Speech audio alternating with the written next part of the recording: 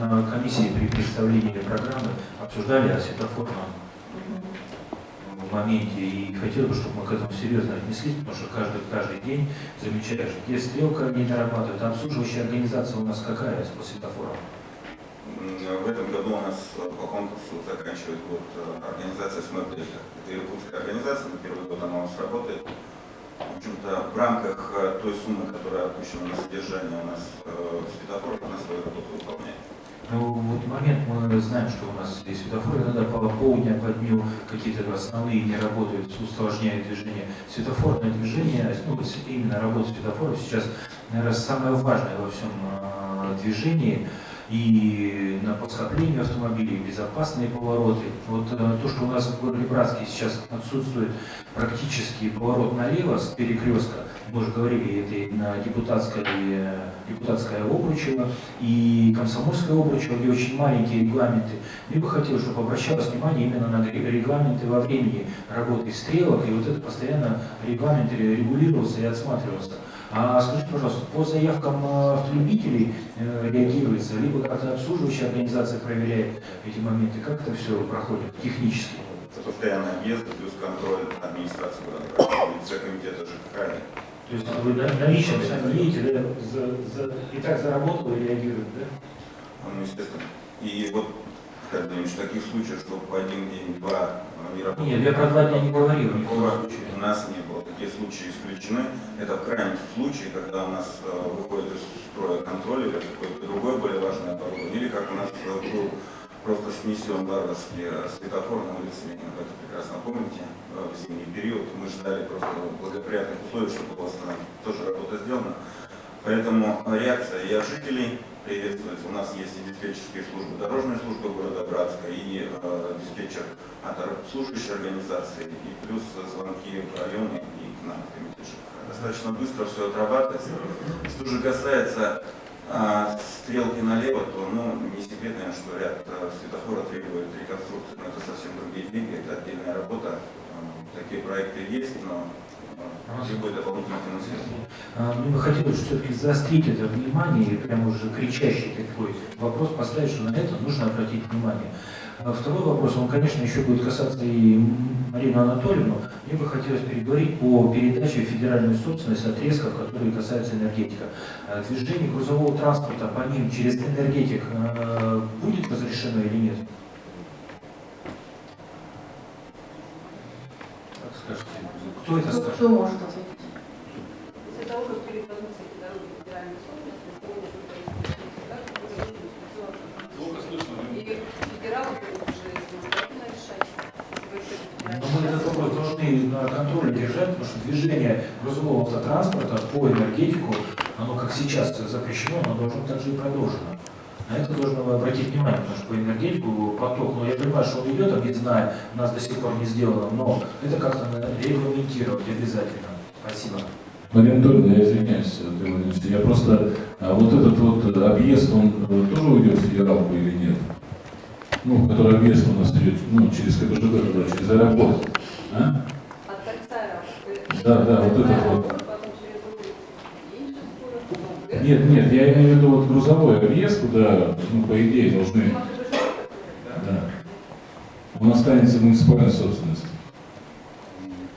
Тогда нам надо предусматривать, если мы хотим запустить транспорт в объезд, нам надо предусматривать его восстановление. Роман Александрович, вот я к тому пожеланию Аркадия Владимировича присоединиться хочу, потому что, допустим, депутатское Обручево, реконструкцию произвели, а там стало гораздо хуже, чем было. Потому что сейчас проехать вечером, в час пик там практически невозможно повернуть действительно налево. И вот тот Янгеля Обручева, тоже все знают, Комсомольское перекресток, но там можно долго стоять, почему вот эта стрелка действительно горит, она буквально налево 2-3 секунды, и все, и потом, можно, тут существует уже просто удлинить время стрелки налево. Мы переговорили с обслуживающей организацией, они сейчас считают, смотрят, это тоже должно быть согласовано с ГИБДД. Наталья Борисовна, пожалуйста. Да, спасибо. У меня вопрос, разве за это ГАИ нас не отвечает? Что? Разве у нас за обеспечение безопасности движения ГАИ не отвечает? Полностью содержание дорожной сети Содержание. определено муниципалитетом. Содержание – это содержание. Государственный надзор, все, что за ГИБДД. Ну да. Почему тогда как раз к периоду там, Ну, согласование должна Нет, администрация. согласование в любом случае делается с ГИБДД. Насколько вы помните, долго были дебаты по поводу тоже стрелки налево удлинить перекресток Комсомольская, Янгеля, Обручева, да? Мы его в конце концов удлинили, пошли на это, но теперь есть другая проблема. Заперта у нас практически от формулы в час пик улица Комсомольская. просто я думаю о том, что, наверное, муниципалитет не может заниматься вопросом организации самого безопасного движения, потому что, ну, на мой взгляд, не знаю, что я ошибаюсь, потому что специалисты, которые должны просчитать, как должен этот поток пройти, скорее всего, все равно должно быть зоне ответственности, или никак не администрация города. Потому что предложение только подать. Я уже говорил, за федеральными службами у нас определен только контроль. Полностью организация дорожного движения, содержание автомобильных дорог, вот, вплоть до разработки схемы организации Я дорожных. читаю, вот, извините, противное, я там читаю, выявление и предупреждение нарушений. Да. Исполнение правил Правил дорожного дорожных и движения. других нормативных актов, регулирование дорожного движения. Это другой закон. Ну, это, наверное, каждый понимает, Андрей Владиславович, пожалуйста. Спасибо. Роман Александрович, скажите, пожалуйста, вот тот материал, который образуется после ремонта дорог методом сплошного покрытия, это асфальтовая крошка, она вообще чья? Она под каким контролем, куда уходит? Вообще этот материал, который он есть, либо его нет? Поясню вопрос.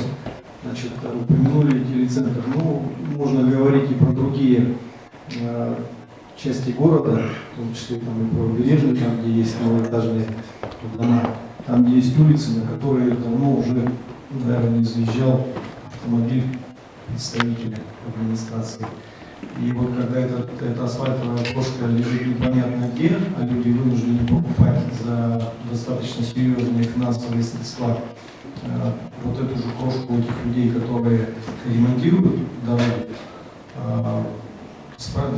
закономерный вопрос. Вы заплатили из бюджета за ремонт дороги. Потом мы едем, покупаем эту крошку.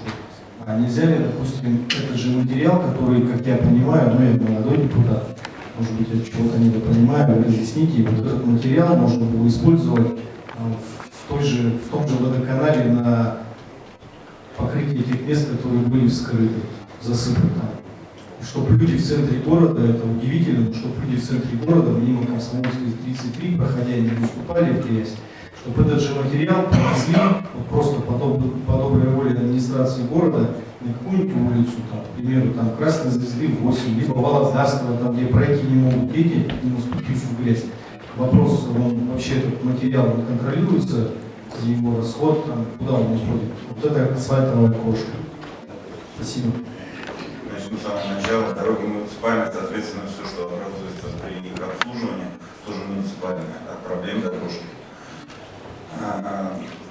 Учитывая дефицит бюджета, этот строительный материал используется исключительно для ремонта дорог. Если вы были внимательны, то в текущем году часть крошки она была учтена позже при смете. Вот, допустим, у нас, когда ремонтировалась улица проезда в индустрии, значит, у нас сразу же в смете была заложена отсыпка обочин вот этим образовавшимся вторичным материалом.